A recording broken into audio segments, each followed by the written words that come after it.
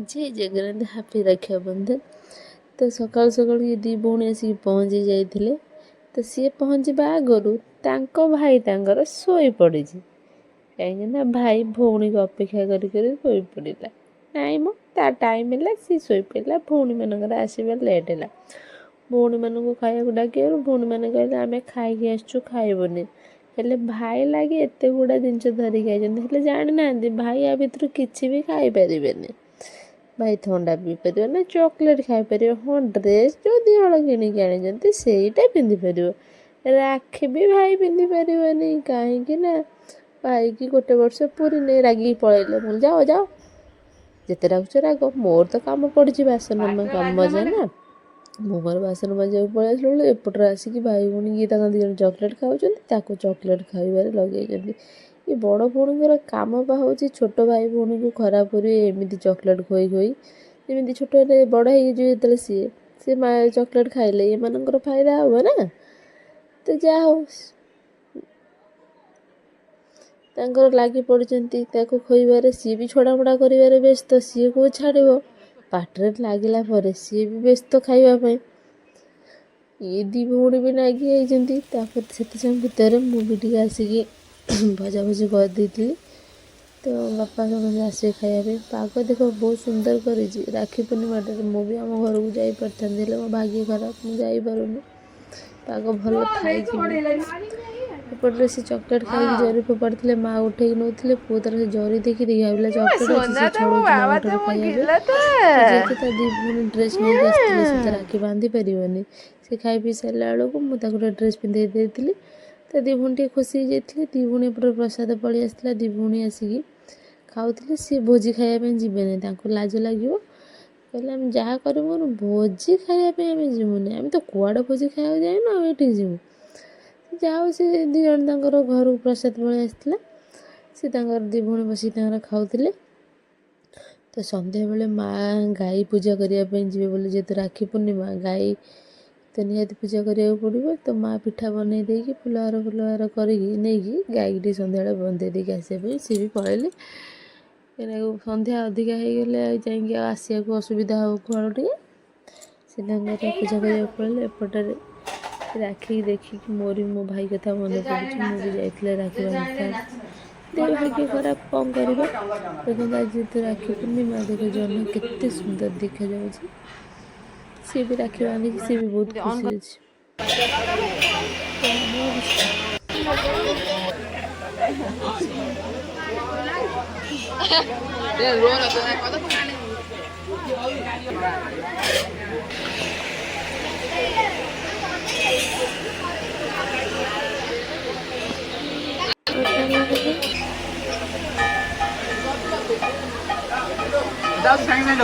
এটা ধরি রয়েছেন